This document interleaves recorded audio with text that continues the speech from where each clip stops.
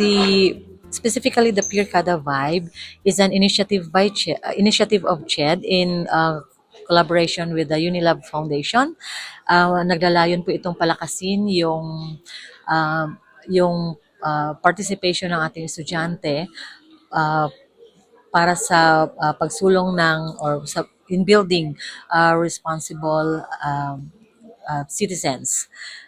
So, ito po ay itong two-day activity, tuturuan sila ng kung paano yung effective communication skills, and then listening skills, and then yung referral system para matuto sila specifically on mental health.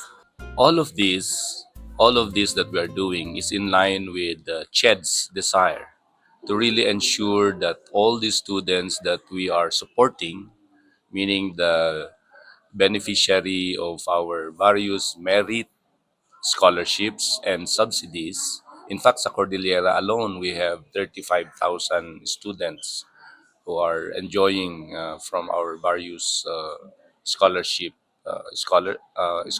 and subsidies. And we want these students really to be able to transform, develop into productive citizens. Lalong-lalo na at yung mga binibigyan ng CHED ng suporta ay yung mga estudyanteng talagang hirap na hirap at may kakulangan sa buhay at syempre kakulangan din sa pundasyon. For example, what we are supporting under our TES are the 4Ps grantees. Yung mga tulong-dunong, the same. And also we give special consideration to those who are belong to the PWDs, anak ng mga solo parents. So ito yung mga we can say that they were deprived of the proper support system growing up from being a child to become to graduate from high school. So pagpasok nila sa kolehiyo, although meron kami binibigay na financial support, they are probably not ready to be studying with the mainstream students. So it is towards that purpose that we have created this para holistic yung suporta ng Commission on Higher Education sa kanila.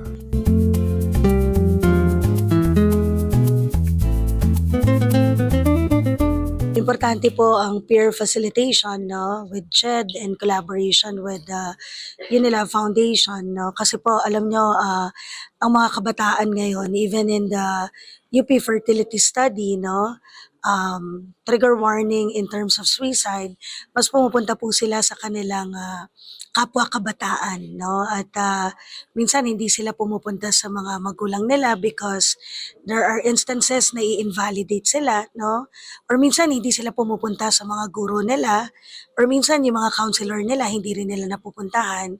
So importante po na ma-empower natin yung mga kabataan, no, to really have the mental health literacy.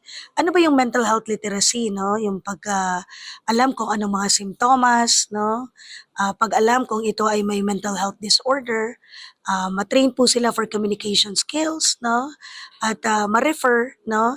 Kasi kung mentally healthy at ang mga bata at may mental health literacy, mas maaakay niya yung kapwa niya kabataan na humingi ng tulong, no?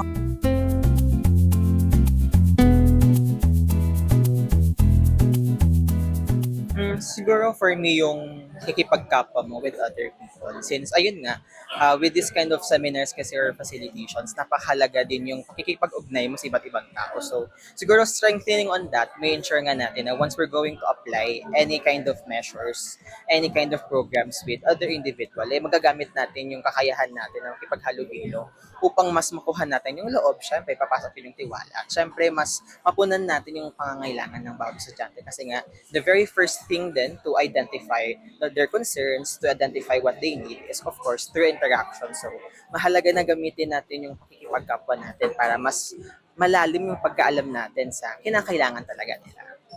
Sobrang makatutulong ito to spread awareness, no? Especially sa mga nangyayari sa bansa natin ngayon, that our education shall not focus on academic but rather into the mental health awareness ng mga estudyante natin.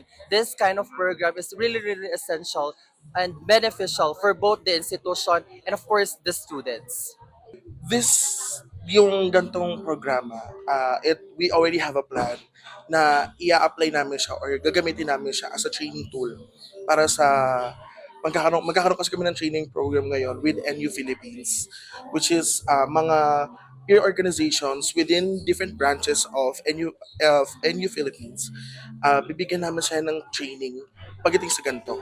So kasi yung mga ibang peer organizations sa mga branches, kinakapapa kasi parang newly organized pa lang, gano'n. So they are seeking help. So yung mga gantong training program, mabibigyan namin sila ng a much better light paano paano paano mananavigate yung mga problems na kinakaharap nila. So yun.